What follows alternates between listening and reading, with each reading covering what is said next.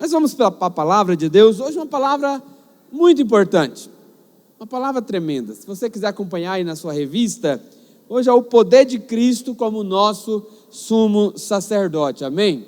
Você sabia que você tem um sumo sacerdote que intercede por você diante do Pai? Muitas vezes nós já somos instruídos a respeito da obra consumada de Cristo na cruz. Você crê que a obra que Cristo fez na cruz, ela é suficiente para suprir você em todas as suas necessidades? Quantos creem na obra consumada? Nós já somos instruídos nisso, mas você já parou para pensar o que Cristo está fazendo desde o momento que Ele ressuscitou até o momento que Ele vai voltar? O que Ele está fazendo por nós? Porque nós temos uma obra consumada, mas nós também temos uma obra em andamento. E hoje nós vamos falar sobre esse aspecto do ministério do Senhor Jesus, que é a obra em andamento como sumo sacerdote. Amém, queridos? Então é importante que você abra o seu coração, que você fique atento para receber a palavra de Deus. Porque muitas vezes nós somos tentados a distrair, a perder a nossa atenção, mas normalmente as palavras que nós ministramos aqui são palavras que exigem de você atenção, para que você possa compreender, ter revelação da palavra de Deus, amém? Porque nós estamos numa época, irmão, olha para cá, nós estamos numa época em que a maior parte das igrejas, e mesmo a maior parte dos pregadores, eles estão distraídos com muitos conceitos humanos, religiosos. Hoje, muitas vezes, ao invés de se pregar Cristo, ao invés de nós ministrarmos Jesus, muitos estão dando palestras. Palestras, hoje é na moda coach, né? Tudo tem o seu lugar. Não sou contra o coach, mas muitas vezes, muitos pregadores se tornaram coaches. E o que é o coach? O coach é aquele que vai treinar você, para você dar o seu melhor, para que você possa fazer algo. E muitas pregações hoje, é exatamente isso, são pregações voltadas para conceitos humanos. Não sei se você já prestou atenção, mas às vezes você está passeando lá na rede social ou na internet, e você vê pregações, ministrações de pregadores famosos, e eles ficam lá por 50 minutos, 1 hora, ministrando, pregando, mas nenhuma vez você ouve o nome de Jesus. Esses dias estava tendo um debate sobre isso na internet, entre alguns pregadores, uns criticando os outros por causa disso. E alguns confessaram, nós fazemos isso de propósito. Nós ministramos e evitamos falar no nome de Jesus, Luiz, para evitar constranger pessoas, para evitar críticas. Então fazem isso de propósito, querido, mas a vida cristã é Cristo em nós, é Cristo no centro, amém? Cristo, Ele tem que estar no centro da sua vida.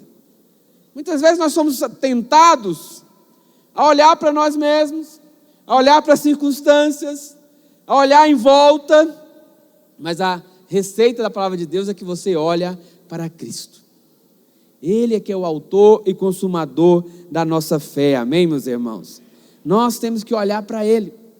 Eu não estou aqui enfatizando apenas que nós devemos ser aquelas pessoas piedosas, mas eu quero enfatizar que você deve olhar para Cristo.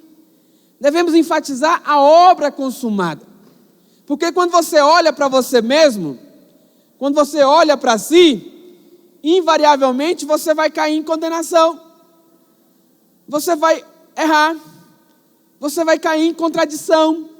Mas quando você olha para Cristo, aí você é alimentado em fé, aí a sua fé é despertada. Então cuidado para não perder o Cristo de vista, amém, meus irmãos? Porque muitas vezes nós somos atraídos por regras humanas, mas não prestamos atenção na beleza do seu amor de Cristo Jesus, amém, meus irmãos? E hoje essa ministração, ela é voltada para a pessoa de Cristo. Queria que você abrisse o seu coração para aprender, para entender a respeito desse assunto tão maravilhoso, que é Cristo como nosso sumo sacerdote. E o que o sumo sacerdote ele faz? Então Cristo, ele é aquele que tem a plenitude de Deus, amém, meus irmãos? E o Espírito Santo, ele vem para testificar, para testemunhar a respeito de Cristo. Cristo é o centro, e nós precisamos crescer na revelação de Cristo Jesus. Interessante que, por falar em seminário, no semestre passado eu estava ministrando lá no 4º período a respeito, né, da carta de Paulo aos Efésios. E o ponto principal da maioria das cartas de Paulo, que Paulo ele orava, ele intercedia, ele se colocava de joelho, ele fala isso por várias vezes, e ele orava para que a igreja tivesse revelação de Cristo. Paulo não orava para que a igreja prosperasse, para que a igreja resistisse às lutas, para que os irmãos pudessem arrumar trabalho, ter onde morar, ter o que comer. Não, Paulo orava para que eles tivessem revelação da pessoa de Cristo. Porque quando você tem revelação da pessoa de Cristo, tudo isso vem junto. As suas lutas cessam. Os seus problemas passam a perder força. Porque Cristo, ele é aquele que te supre, amém, meus irmãos? E a Bíblia fala isso, que nós devemos crescer nessa revelação. Lá em 2 Pedro, capítulo 3, versículo 18, se puder projetar para mim, 2 Pedro 3, 18, Pedro ele fala, olha, antes, crescei na graça e no conhecimento de nosso Senhor e Salvador Jesus Cristo. A Ele seja a glória, tanto agora como no dia eterno. Então a exortação apostólica para nós é que nós precisamos crescer na graça e no conhecimento do nosso Senhor Jesus Cristo. Nós temos há algum tempo falando, ministrando a respeito da graça. Durante as minhas férias eu fui convidado para ministrar numa outra denominação de um amigo, porque eles estão tentando avançar também nesse ensino da graça. Aí ele, no início lá, a gente conversando, e ele falou algo, olha, eu convidei você porque eu sei que vocês são especialistas na graça de Deus. Eu, sério? Quero dizer que você está enganado. Nós estamos apenas começando a entender a graça de Deus, porque a graça de Deus é algo do céu, é algo celestial, e nós temos muito que avançar, que aprender a desfrutar dessa graça maravilhosa, amém, meus irmãos? E Pedro está falando disso, olha, crescer na graça, cresça no conhecimento do Senhor Jesus. E você que é antigo convertido, você que é novo convertido, todos nós precisamos crescer na graça, precisamos crescer no conhecimento de Jesus, amém, meus irmãos? Precisamos ter revelação, e a Bíblia fala que Ele é o centro de toda a revelação das Escrituras, e a salvação, a vida eterna, é conhecê-lo. Lá em João, capítulo 17, versículo 3, o que a Bíblia diz? João 17, 3, e a vida eterna é esta, que te conheçam a ti, o único Deus verdadeiro, e a Jesus Cristo, a quem enviaste. Precisamos crescer nesse conhecimento, amém, meus irmãos? Precisamos ter revelação. Mas quem é Cristo? Cristo, Ele é o centro. E Cristo, Ele é revelado desde o Antigo Testamento, porque Cristo, Ele é o Cordeiro que foi morto. A Bíblia diz que antes da fundação do mundo, sabe aquele animal que foi imolado lá no Éden, depois que Adão e Eva pecaram, que se acharam ali nu? A Bíblia fala que um animal foi morto. A Bíblia não diz qual foi o animal, mas lá em Apocalipse diz que Cristo, Ele é o Cordeiro que foi imolado antes da fundação do mundo. Então, com certeza foi Cristo. Ali aponta para Cristo. Cristo, Ele é a arca da salvação, amém, meus irmãos? Ele é o Cordeiro, o Carneiro que era imolado todos os dias ali no templo, às 9 da manhã e às 3 da tarde. Ele é o nosso Cordeiro pascal, aquele Cordeiro que foi morto, porque tudo aponta para Ele, porque Ele é o centro, amém, meus irmãos? Ele é aquele Cordeiro que o Senhor providenciou ali no Monte Moriá, né, quando Abraão ia sacrificar o Isaque, e apareceu ali um cordeiro amarrado pelos chifres, ali era Cristo, amém, meus irmãos? Então, quanto mais nós o conhecemos, mais frutos nós teremos, mais libertos nós seremos, porque a Bíblia fala: conhecereis a verdade te libertará. Nós precisamos avançar nesse conhecimento, e quanto mais você cresce nesse conhecimento, mais transformação você tem. Está passando por luta? Está passando por tentação? Conheça a Cristo, volte-se para Ele, busque nele, e Ele te fortalecerá, amém, meus irmãos? Então nós não somos transformados por meio do nosso esforço, nem mesmo a nossa santidade, ela vem do nosso esforço, mas ela vem apenas de olhar para Ele. O que a Bíblia diz lá em Hebreus, capítulo 12, versículo 1 e 2, lá o escritor de Hebreus, ele fala: portanto, também nós, visto que temos a rodear-nos, né, de tão grande nuvem de testemunhas, desembaraçando-nos de todo o peso e de todo o pecado que tenazmente nos assedia, corramos com perseverança a carreira que nos está proposta. Aí olha o que diz o versículo 2 de Hebreus capítulo 12: olhando firmemente para o autor e consumador da fé, que é Jesus. Olhe firmemente para Ele, amém? O qual, em troca da alegria que lhe estava proposta, suportou a cruz, não fazendo caso de ignomínia, e está assentado à destra do trono de Deus. A Bíblia fala que nós devemos olhar firmemente para Ele. Muitas vezes na vida cristã, nós passamos muito tempo lutando contra tentações, lutando contra situações. Às vezes tem lutas na nossa vida que se arrastam por meses, por anos. Há situações que nos abatem, mas qual que é a receita bíblica? Olhe firmemente para o autor e consumador da sua fé. Muitas vezes nós somos tentados a olhar para nós mesmos.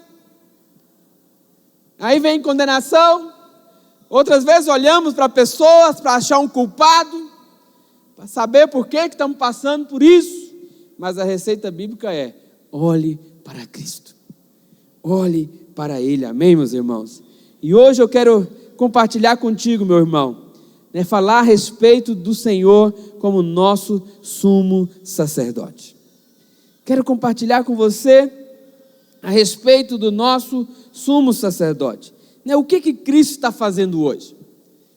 Às vezes nós preocupamos muitas coisas, somos especialistas em muitos assuntos, mas a Bíblia fala que nós devemos olhar e crescer na revelação e no conhecimento de Cristo.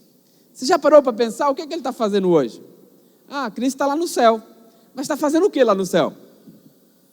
Interessante que a Bíblia fala, e hoje eu quero compartilhar com você a respeito disso, amém? O que o Senhor está fazendo desde o momento que Ele ressuscitou, que Ele foi morto na cruz, mas Ele ressuscitou, e a Bíblia fala que Ele foi elevado aos céus, amém, meus irmãos? E é importante, acredite, é importante para nós entendermos, termos revelação, do que Ele está fazendo agora, como que o ministério dEle afeta a nossa vida, porque quando você entende isso, quando você tem revelação do que Ele está fazendo agora, você se torna capaz de cooperar com Ele na obra que Ele está fazendo na sua vida, porque Ele está operando na sua vida, Ele está trabalhando na sua vida, e a nossa parte é cooperar com Ele, é deixar Ele fazer. Lembra da parábola da ovelha perdida? Quantos lembram da parábola da ovelha perdida? Ali conta a história da ovelha perdida. Mas qual foi a tarefa da ovelha? O que a ovelha teve que fazer? Apenas se deixar ser levada de volta. De certa forma, nós também éramos essa ovelha perdida. E o que se espera de nós é apenas cooperar com o bom pastor. O bom pastor, ele pega você no colo e leva, conduz aos pastos verdejantes. Amém, meus irmãos? Então todos nós sabemos a respeito da obra consumada, ou pelo menos deveríamos saber, deveríamos entender que tudo já está consumado, a obra já está feita, amém, meus irmãos? A redenção já foi completa, porque Ele é o nosso Salvador, e o que Ele fez é para sempre, A Bíblia diz lá em Hebreus que a obra dele, ela foi suficiente de uma vez por todas. O sacrifício ele foi completo. E após ele ter terminado esse sacrifício, a Bíblia fala que ele se assentou. Não sei se você sabe, mas no Antigo Testamento, lá no tabernáculo de Moisés, ou lá no templo de Jerusalém, o sacerdote não podia sentar, porque o trabalho era constante. Era constante, era dividido em turnos. Terminava um turno, entrava outra turma de sacerdotes. Mas a Bíblia fala, quando Cristo, ele fez ali o sacrifício, ele fez de uma vez por todas. Depois que estava consumado, ele se assentou. Porque a obra foi completa, amém, meus irmãos? Mas e agora, o que ele está fazendo por nós? Então, para que possamos conhecer o Senhor, o Espírito Santo, ele revela, é ele que nos revela a pessoa de Cristo. Interessante que nos evangelhos, nós temos 4 evangelhos. Quantos evangelhos? 4. E cada um daqueles evangelhos é uma biografia a respeito de Cristo. Porque Cristo é tão maravilhoso que precisou de 4 escritores para poder desenhá-lo, para poder representá-lo. E ali o que estava acontecendo, estava sendo registrado em cada um desses evangelhos. Mostra a pessoa de Cristo. É como se estivéssemos vendo Jesus dos 4 ângulos, pela frente, por trás, do lado direito, do lado esquerdo. É uma biografia completa. E em cada um desses livros, Jesus ele tem uma característica. Amém, meus irmãos?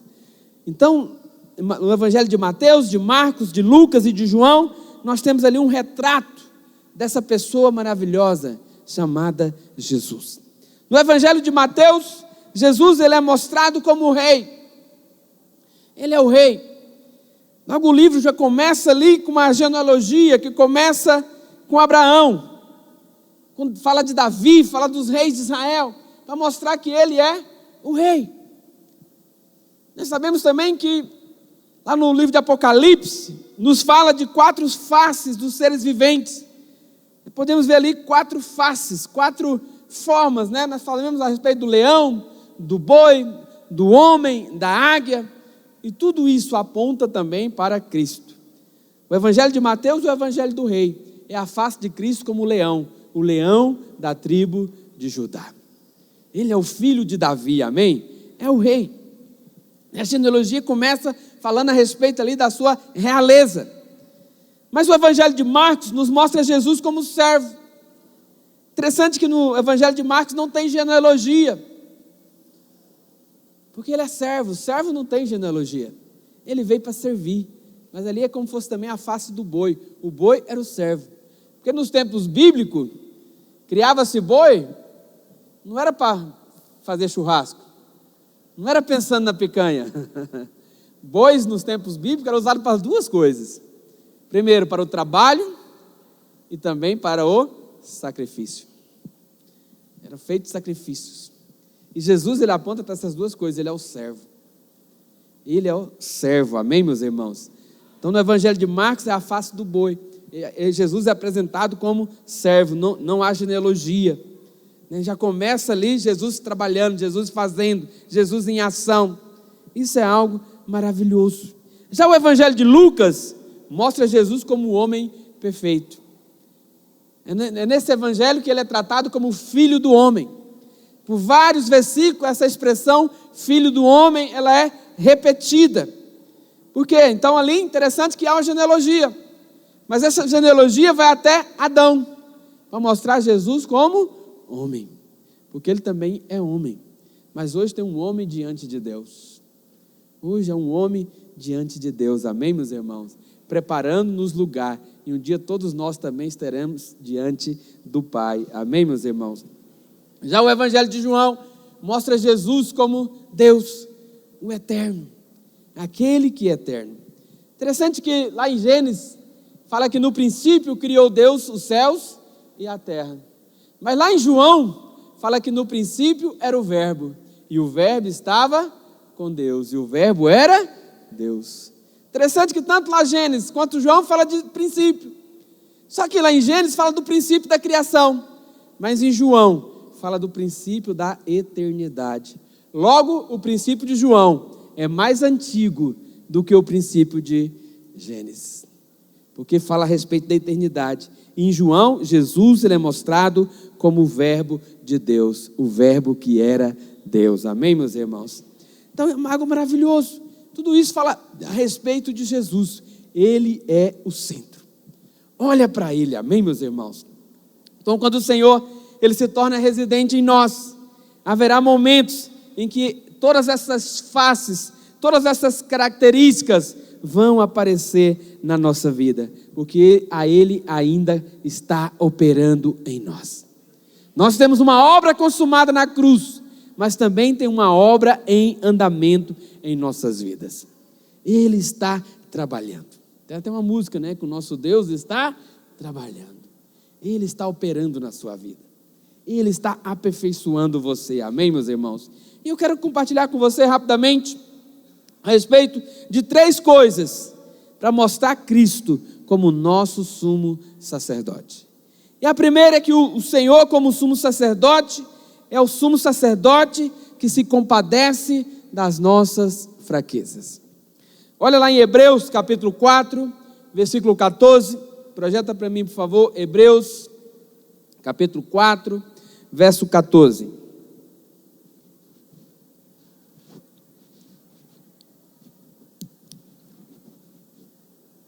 Lá diz assim: tendo, pois, Jesus, o Filho de Deus, como grande sumo sacerdote, que penetrou os céus, conservemos firmes a nossa confissão, porque não temos sumo sacerdote que não possa compadecer-se das nossas fraquezas.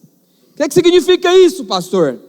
Que ele entende as lutas que você passa. Muitas vezes você pensa, as pessoas não entendem, as pessoas não compreendem as minhas lutas, não sabem das minhas muitas lutas. Mas aqui a Bíblia fala que nós temos um sumo sacerdote que se compadece de nós, que entende as nossas fraquezas, que entende as nossas lutas, que compreende o que você passa. Amém, meus irmãos? Olha que coisa maravilhosa. Antes foi ele tentado em todas as coisas, só que a Bíblia fala que ele não pecou, sem pecado. Ele foi tentado sobre todas as coisas, da mesma forma que nós somos tentados. Só que a diferença é que ele não pecou. Mas ele entende quando você está sendo tentado. Ele entende quando você está passando por luta. O diabo, ele coloca acusação.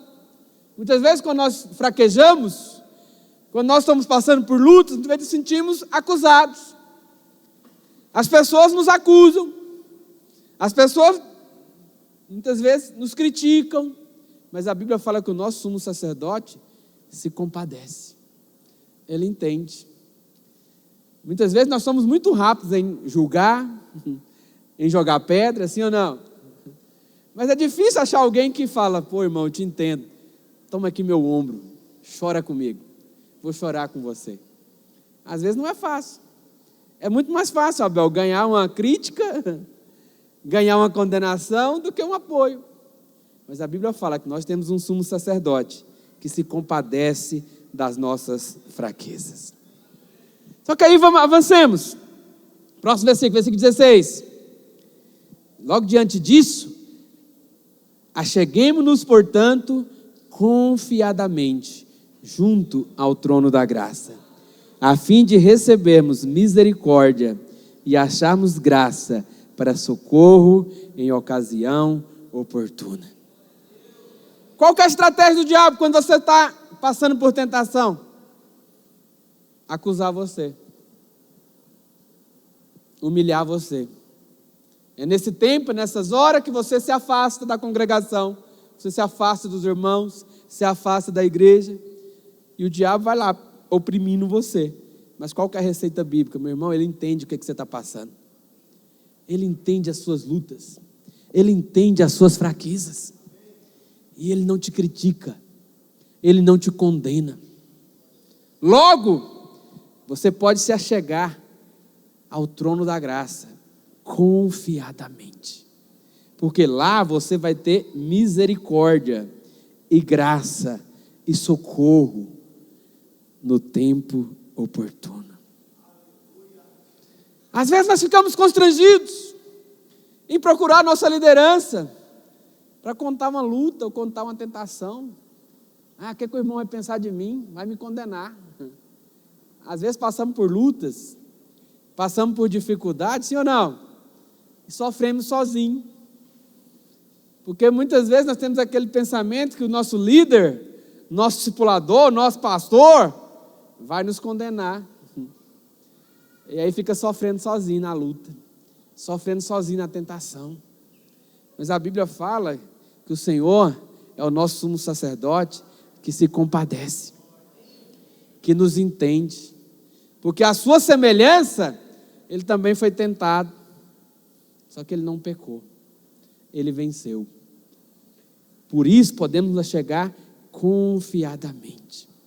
Está sendo tentado, meu irmão, está passando por luta, você pode se chegar confiadamente, que lá você vai receber socorro, lá você vai receber misericórdia, lá você vai receber graça. Isso é maravilhoso. É maravilhoso, porque é uma outra convicção, uma outra revelação de Jesus. Porque muitas vezes nós aprendemos que nós temos um Deus que é juízo, fogo consumidor. Deus vai pesar a mão sobre você. Não é assim? Nós somos ensinados. E não é possível você sendo crente, está passando por essa luta até hoje. Como é que pode um crente sofrer de depressão? Não é assim que muitas vezes se levantam? Mas eu quero dizer hoje da parte de Deus que Ele entende a sua luta.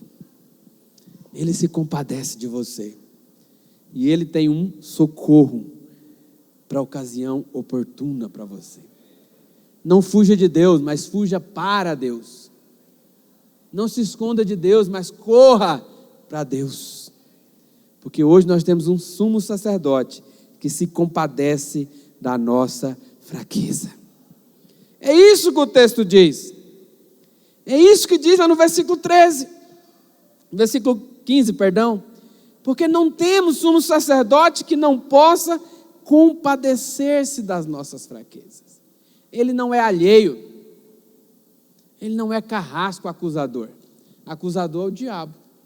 E muitas vezes o diabo usa os irmãos para nos acusar. Mas Deus não é o acusador. Ele se compadece. E Ele te dá a vitória. Amém, meus irmãos? Olha, Ele pode sentir cada um de nós ao mesmo tempo, porque Ele é Deus. Então, outro erro nosso é achar que Deus está ocupado demais para se preocupar com os nossos problemas. Isso é típico de novo convertido. Deus deve estar preocupado com as criancinhas lá na África. Que é o meu problema, mas Ele é Deus, Ele é onipresente. A Bíblia fala que nenhum fio de cabelo pode cair da sua cabeça sem o consentimento dEle. Isso significa que toda a atenção dEle é voltada para você, filho. Só que quando Ele olha para você, não é para acusar, não é para mostrar o tanto que você é falho, tanto que você é de pouca fé, né? É o crente bully. Sabe o que é o crente bully? Crente de pouca fé.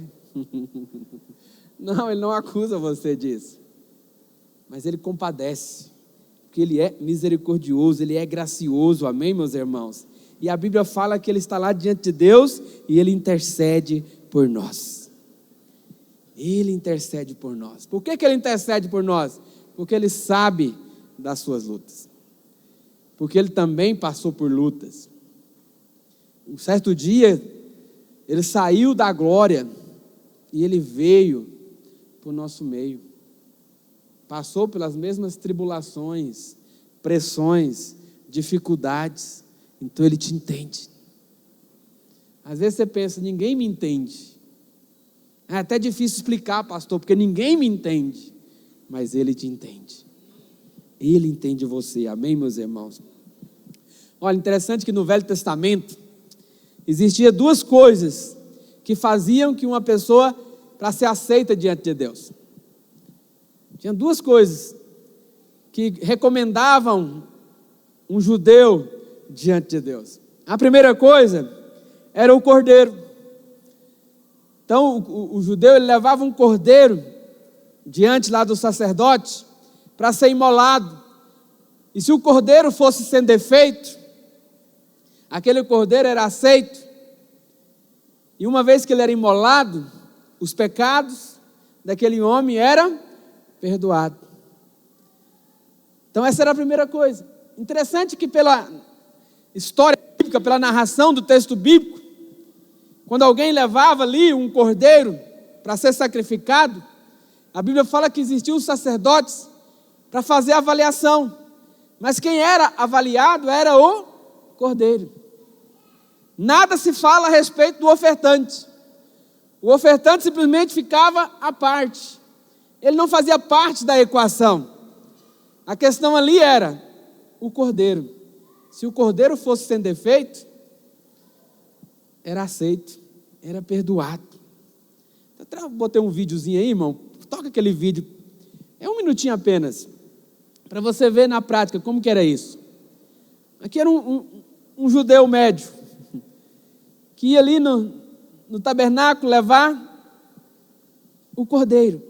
Observe que o sacerdote não está avaliando, não está perguntando se o ofertante pecou, se brigou com a mulher, se pensou besteira, se falou que não devia. O alvo ali era o cordeiro. E uma vez que o cordeiro era sem defeito, o ofertante ele colocava as mãos ali na cabeça do cordeiro, é como se os pecados dele fossem transferidos para o cordeiro. E uma vez que esse cordeiro era imolado, a justiça, o sangue era aspergido sobre o ofertante, e ele recebia ali o perdão. Exatamente isso que Cristo fez na cruz do Calvário. Ele foi para a cruz, a Bíblia fala que ele levou sobre si todos os nossos pecados. E aquele sacrifício era aceito como aroma suave diante de Deus. E aquele homem recebia ali a justificação. E ele estava ali com a consciência limpa diante de Deus. Mas acredite, aquele sacrifício, pode tirar, aquele sacrifício era apenas como se fosse uma nota promissória daquilo que ia vir futuramente, que era Jesus. Por isso, quando João Batista ali no Rio Jordão, quando ele levanta os olhos, ele vê Jesus, o que ele fala? Eis o Cordeiro de Deus que tira o pecado do mundo. O cordeiro aqui do Velho Testamento, ele não tirava, ele apenas cobria, temporariamente. É como se fosse uma compra no cartão de crédito. Né? Os mais antigos aí sabem que você comprava na vendinha, anotava numa caderneta. Não era assim? Quem é dessa época? Que comprava na mercearia e anotava na caderneta do seu Zé. Aí no final do mês, o pai ali ia lá e pagava. Você sabe que cartão de crédito é o mesmo princípio. Só que em vez de anotar na cadernetinha do seu Zé, anota uma caderneta eletrônica. Mas na verdade você não está pagando no momento que você está comprando ali. Você paga aquela compra quando você paga a fatura.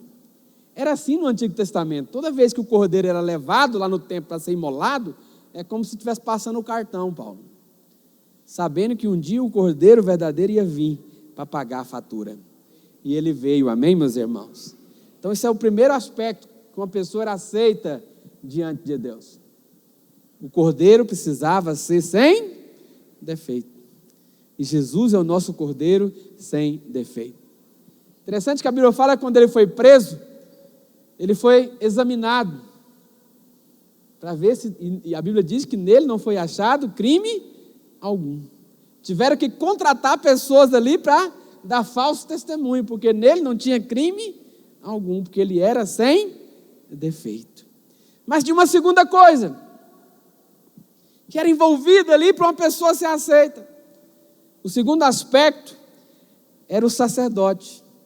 O sacerdote também era alguém importante. O sacerdote ele tinha que ser aceito. Por isso que a Bíblia fala, também a história fala, quando tinha um bom sacerdote, um bom sumo sacerdote, né, os judeus eles ficavam em paz, porque sabiam que no dia ali da expiação, o sacerdote ele poderia entrar só uma vez no ano, para poder aspergir o sangue ali sobre a arca, e ele não podia ter defeito, ele não podia ter pecado. E quando eles olhavam que o sumo sacerdote era alguém respeitável, eles ficavam em paz, porque sabiam que ele ia ser aceito, o sacrifício ia ser aceito. Mas quando eles olhavam que o sacerdote estava ficando velho, estava ficando idoso, naquela época, eram os filhos que iam assumir o ofício do pai. Só que às vezes o juninho era custoso. E quando o pai era um bom sumo sacerdote, homem de Deus, separado, santo, mas quando eles olhavam para o juninho era custoso, ele fala: misericórdia, e agora? O que vai ser de nós quando esse menino assumir ali o ofício? Mas graças a Deus que o nosso sumo sacerdote, ele é eterno. E ele é aceito diante de Deus. Amém, meus irmãos? Isso é algo maravilhoso, porque tudo no Velho Testamento, diz Paulo, é uma sombra daquilo que é perfeito no Novo Testamento. Lá em Hebreus fala que nós hoje temos um sumo sacerdote que se compadece de nós. E esse sumo sacerdote, ele é aceito. Amém, meus irmãos? Ele é aceito. E ele se compadece. Tem um exemplo interessante na palavra de Deus, lá em Lucas, capítulo 7, versículo 11, que mostra a respeito da viúva de Naim, de uma cidade chamada Naim. A Bíblia fala que vou só citar aqui para você rapidamente, porque a Bíblia diz que Jesus ia passando naquela cidade, estava ali um cortejo fúnebre, onde uma viúva estava indo sepultar o seu filho, o seu único filho. Vamos ler lá rapidinho, versículo 11 do capítulo 7. Lá diz, olha, em dia subsequente, ou um dia depois, dirigiu-se Jesus a uma cidade chamada Naim, e ia com ele os seus discípulos, e numerosa multidão. Como se aproximasse da porta da cidade, eis que saía o enterro do filho único de uma viúva. Interessante que a Bíblia faz questão de citar que era o filho único, e de uma viúva.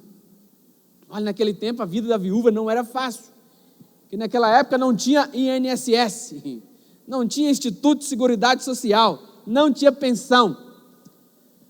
O único jeito de uma viúva sobreviver é se os filhos a sustentassem. E aqui mostra que essa viúva já tinha perdido o marido e agora perdeu o seu único filho. E a Bíblia faz questão de dizer que era o único filho. Por quê? Porque Deus também enviou o seu único filho para morrer por nós. Então Deus, ele compadece, ele entende a dor daquela mãe, seu único filho. Amém, meus irmãos? Só que a Bíblia diz, olha que coisa maravilhosa, e grande multidão da cidade ia com ela. Aí depois diz, próximo, vendo-a, o Senhor vendo-a, o Senhor olhou para ela, e o Senhor se compadeceu dela e lhe disse, não chores. Jesus, ele se compadeceu. Ele teve ali misericórdia. Chegando-se, tocou o esquife, ou tocou o caixão, e parando os que o conduziam, disse, jovem, eu te mando, levanta-te. Sentou-se o que estivera morto e passou a falar, e Jesus o restituiu à sua mãe. Mas qual foi a chave do milagre aqui? Jesus se compadeceu. A Bíblia faz questão, nos evangelhos, dizer isso por vários momentos. Jesus conduído, compadecido, você vai ver muito essa expressão. Ou seja, Jesus entendia o sofrimento. Jesus, ele entende as nossas lutas. Jesus, ele entende as nossas dificuldades. Jesus, ele entende as nossas limitações. E ele está lá diante de Deus, intercedendo por nós. Às vezes as pessoas não entendem. As pessoas nos criticam, nos condenam, o diabo ele condena, mas Jesus ele entende, ele se compadece. Amém, meus irmãos? Olha que história maravilhosa, amém? Mas vamos avançar, eu quero avançar para o segundo exemplo aqui, segunda forma como o Senhor ele está tratando, porque a primeira coisa que nós precisamos saber, que ele como nosso sumo sacerdote, ele se compadece das nossas fraquezas, das nossas lutas, mas a segunda coisa é que ele intercede por nós. Lá no capítulo 7 de Hebreus 7, versículo 22, o que a Bíblia diz? Por isso mesmo, Hebreus 7, 22, por isso mesmo, Jesus se tem tornado fiador. O que é fiador? Fala comigo, garantidor. Tem uma coisa que a Bíblia orienta nós não sermos: fiador de dívida. A Bíblia fala que não é sábio você ser fiador de dívida. E quando é que nós somos fiador de dívida, pastor? Quando você empresta o seu carro, fala que pode comprar no seu nome. Avalista. A Bíblia fala que é laço, viu, irmão? É laço. Em casa tem um combinado com a minha esposa. Como assim, pastor? Se alguém pede para ser fiador, fala que minha esposa não deixa. E se alguém pede para ela, ela fala que eu não deixo. É igual aquele negócio, os pais combinam, não deu para os filhos, né? Vai lá, fala com sua mãe. Seu pai não deixou, fala com sua mãe. A mãe, não deixou, então seu pai não deixou. É mais ou menos assim. Mas a Bíblia fala que Jesus, ele é o fiador. O que é fiador? Ele é o garantidor.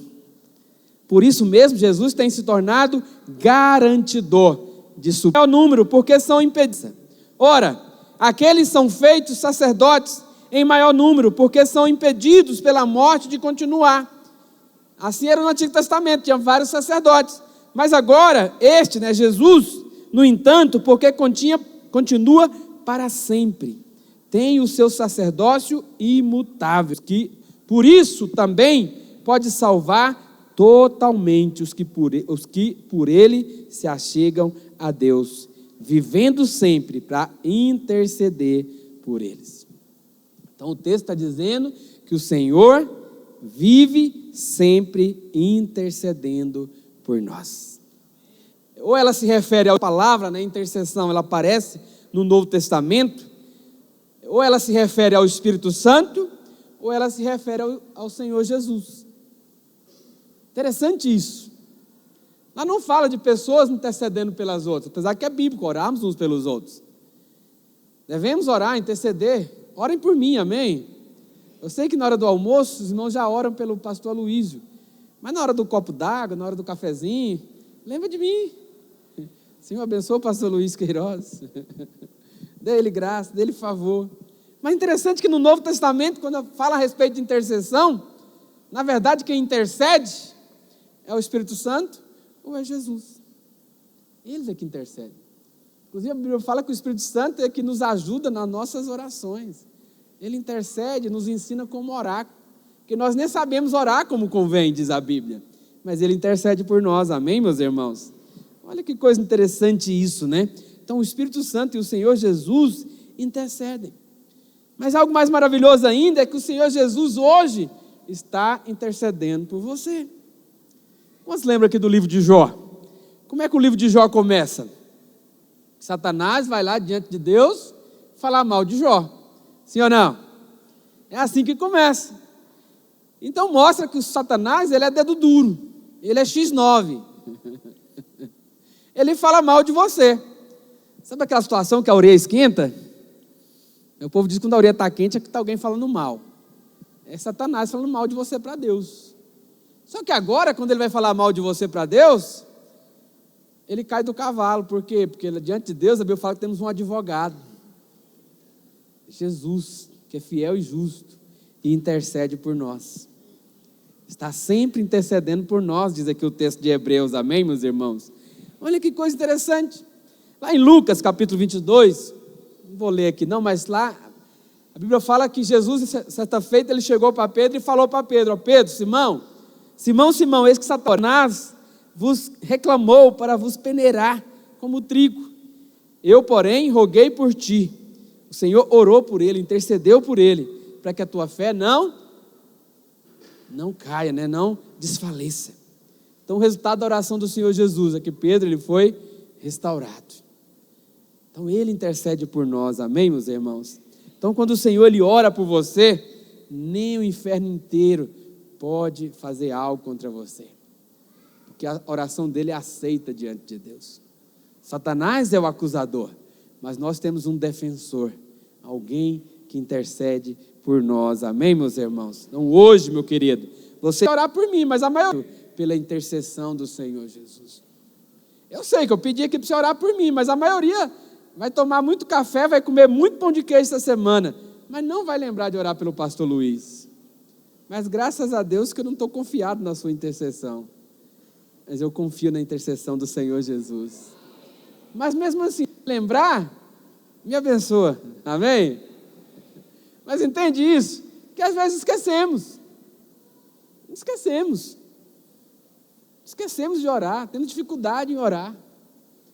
E deveríamos ser expert em oração, porque a Bíblia fala que todo aquele que pede, recebe. Não, não é orar, pede, porque quem pede, mas nós dificultamos tanto. Não, o pastor, veja bem, não é bem assim não é tão fácil assim não. Tem que botar os merecer, tem que fazer por onde, tem que jejuar, tem que botar o joelho no chão. Todas essas coisas são importantes, é importante você jejuar, é importante você orar. Mas acredite, o critério para receber é pedir. Porque todo aquele que pede, recebe. Mas Ele intercede por nós, amém, meus irmãos? Ele intercede por nós. Vamos avançar, o terceiro ponto. Então lembra, o primeiro ponto, nós temos um sumo sacerdote que se compadece, que nos entende. O segundo ponto é que esse sumo sacerdote intercede por você. Ele ora por você. Ele guarda você. Amém, meus irmãos? Mas o terceiro ponto, o Senhor é o sumo sacerdote que nos salva completamente. Versículo 25 de Hebreus 7, o que diz? Presta atenção, a palavra de Deus é que diz: por isso também pode salvar totalmente. Ele não salva mais ou menos. Ele não salva de qualquer jeito.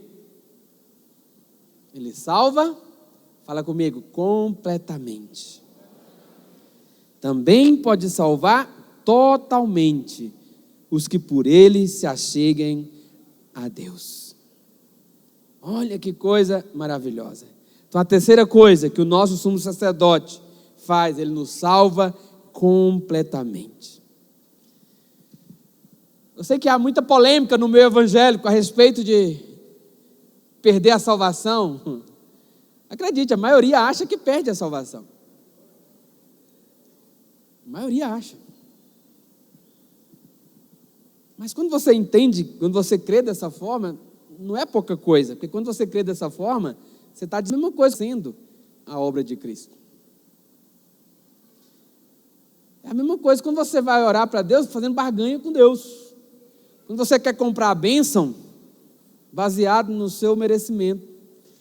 Aparentemente parece coisa à toa.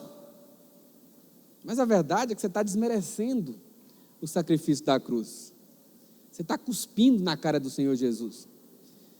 Você, quando assiste aqueles filmes que o sumo sacerdote dá um cuspão na cara dele, você fica indignado. Eu vou entrar lá e vou arrebentar esse cara no meio. Cuspiram no Senhor Jesus. Não é assim que a gente se sente muitas vezes? Fica assistindo aqueles filmes e vê lá eles zombando dele. Mas é ele, né? Com certeza você fica indignado com isso, sim ou não? Mas acredite, quando você não confia na obra da cruz, porque você está fazendo isso. É algo muito sério. Porque a Bíblia fala que Ele pode nos salvar totalmente. Totalmente. A salvação dele é completa na sua vida. Amém, meus irmãos? Interessante que Paulo, lá, falando aos Filipenses, capítulo 1, versículo 6, o que Paulo ele diz? Paulo, o grande apóstolo. No 6, Paulo ele diz, olha, estou na dúvida de que aquele que começou a obra, será se ele vai completar? É isso que Paulo diz? Fala comigo bem forte e convicto. Não. Porque o que diz o texto? Estou plenamente. O que é plenamente certo? Não tenho sombra de dúvida. Estou plenamente certo de que aquele que começou a boa obra em vós há de completá-la até o dia de Cristo Jesus. Ele está trabalhando na sua vida, meu irmão. Ele é capaz. Então, como nosso sumo sacerdote, ele não está ali por causa de si mesmo, mas ele está por causa de nós, para nos representar. Ele é o nosso representante diante de Deus. Então a maioria daqueles que creem, né, que a salvação é algo que se pode ser perdida, né? Por que eles pensam isso? Porque muitas vezes eles colocam o pecado no centro. Ou outras vezes coloca a si mesmo como centro. Mas o nosso centro é Cristo, amém, meus irmãos? O centro da vida cristã é Cristo em nós. Cristo em nós, a esperança da glória, amém, meus irmãos? Ele é que começou a boa obra e Ele é que completa plenamente essa obra na sua vida, amém, meus irmãos? Nós estamos na nova aliança e a salvação não depende de você. A salvação não é por obras, mas é pela graça mediante a fé. Basta você crer que a obra dele é completa. Porque a Bíblia diz lá em João 3,16, que o Senhor nos amou de tal maneira que Ele deu. De graça. Foi dado, não foi vendido, não foi comprado. Ele deu. Para que todo aquele que nele crê não pereça, mas tenha vida eterna. E a Bíblia fala, da mesma forma que você o recebeu, assim vivei por ele, pela graça mediante a fé. Está passando por luta? Creia que ele te dá vitória, porque em Cristo Jesus você é mais do que vencedor. Olha para ele. Ah, pastor, o que eu tenho que fazer para vencer essa luta? O que eu tenho que fazer para vencer essa tentação? O que eu tenho que fazer para mudar essa página? Tudo é pela graça, mediante a fé. Olha para Ele. Invoca Ele, porque todo aquele que invoca o nome do Senhor será salvo. Que outro erro da vida cristã é achar que Jesus só salva você apenas do inferno. Mas a salvação dele é completa. Salva você da crise, salva seu casamento, salva a sua saúde, salva do problema financeiro, salva dos problemas de relacionamento. Invoca o Senhor, amém, meus irmãos? Invoca, porque você tem um sumo sacerdote que se compadece de você, que entende as suas lutas, intercede por você, mas também te salva completamente. Para lembrar de salvação, lembra daquela situação, como se tivesse alguém afogando. Alguém que está afogando, não adianta você querer ensinar para ele passos de como vencer o afogamento. Aprenda a nadar em 7 passos práticos. Gostamos disso. 7 coisas para isso, 7 coisas para aquilo outro, 5 passos para isso, 5 passos para aquilo outro. Mas acredite, quem está se afogando precisa de um salvador. E um salvador é aquele que vai lá e te arrebata, te pega, estende a mão e te levanta. Muitas vezes nós estamos passando por lutas que nós não conseguimos sair delas. Estamos passando por situações que você olha para um lado, olha para o outro e não vê saída. Porque às vezes nem tem saída. Então tudo que você precisa nessas horas é de um Salvador que vai lá e te arrebata, te toma daquele problema, te tira dali. E esse é o nosso Salvador, aquele que nos salva completamente, amém, meus irmãos? Nos salva completamente, porque lá no versículo 25, voltando lá para Hebreus 7, ele diz, por isso também pode nos salvar totalmente. Não há nada que é demasiadamente difícil para Ele. Quero insistir que você tenha a revelação disso hoje. Não importa o que você está passando, Ele é poderoso para fazer infinitamente mais na sua vida, amém, meus irmãos? E Ele faz isso completamente. Quero convidar você para ficar de pé nessa hora, e encerrar o nosso culto hoje, orando. Pastor, tudo isso que o senhor falou são coisas tão básicas, são coisas tão simples, é muito mamão com açúcar, mas isso é a essência do Evangelho, porque a religião vai te mandar fazer muitas coisas, a religiosidade vai te falar que você precisa fazer muitas coisas, mas o Evangelho é que Cristo já fez por você. A obra está completa. de você. Mas agora, enquanto ele volta, tem um sumo sacerdote que se compadece de você, que intercede por você e que é plenamente capaz de te salvar, plenamente capaz de libertar, de tirar você do meio da luta. Amém, meus irmãos? Por isso que a Bíblia fala lá em Romanos capítulo 8, versículo 15: porque você não recebeu o espírito de escravidão para viverdes outra vez com medo, preocupado, angustiado, com insônia, sem saber o que vai ser amanhã, segunda-feira. Tem situações na nossa vida, quando dá domingo à tarde, você lembra que a segunda-feira vem, dá aquele frio na barriga, pastor, aquela angústia. O que vai ser dessa semana? O que vai ser de mim? Mas a Bíblia fala que nós não recebemos espírito de escravidão para vivermos outra vez atemorizados, preocupados, angustiados, mas recebemos espírito de adoção, baseado no qual chamamos Abba, Pai. Porque o próprio Espírito testifica no nosso espírito que nós somos filhos de Deus. O diabo, no meio da luta, no meio da tribulação, uma das estratégias dele é questionar a sua identidade. Será mesmo se você é Cristo, se é cristão? Será mesmo se você é nascido de novo? Será mesmo que você é filho de Deus? Será? A serpente apareceu para Eva lá no Éden, não sei se você sabe, mas ela estava num galho de árvore lá do pé de maçã. Que maçã, pastor? Ficou doido?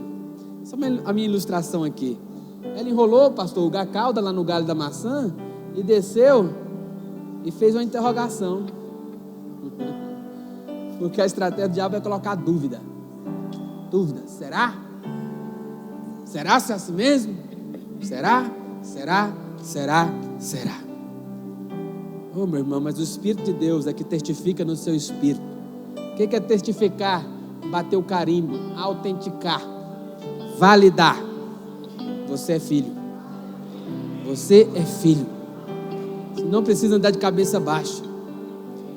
Você não precisa andar mais cabeça baixa, assustado, angustiado. Levanta a cabeça. Você é príncipe, princesa de Deus. Você não tem que andar debaixo de acusação, debaixo de opressão, semblante caído. Levanta a cabeça em nome de Jesus. Você tem um sacerdote que entende você, que não condena você, mas intercede por você. Amém, queridos? Para finalizar, 1 João 4,17: e nisto é em nós aperfeiçoado o amor, para que no dia do juízo mantenhamos confiança, pois segundo Ele é, também nós somos nesse mundo. Ele é aceito por Deus, você também é aceito. Aquele cordeiro era sem defeito, pois é, hoje ele justifica você. A justiça dele está sobre você. Logo diante de Deus, você também é sem defeito. Já não há nenhuma condenação para aqueles que estão em Cristo Jesus. Não aceite o diabo te prender no passado mais, meu irmão. Não aceite. Já nenhuma condenação há. Ele não fica te condenando, pelo contrário, ele fica te aperfeiçoando. A Bíblia fala que ele nos convence da justiça. Eu sei que no passado ele nos convenceu do pecado, já está resolvido. Mas hoje o trabalho do Espírito Santo não é convencer você de pecado, porque o pecado já está resolvido na sua vida. Hoje ele está te convencendo que você é justo, que você é justificado, que já não há nenhuma condenação. Então levanta a cabeça. Eu quero insistir com isso, levanta a sua cabeça.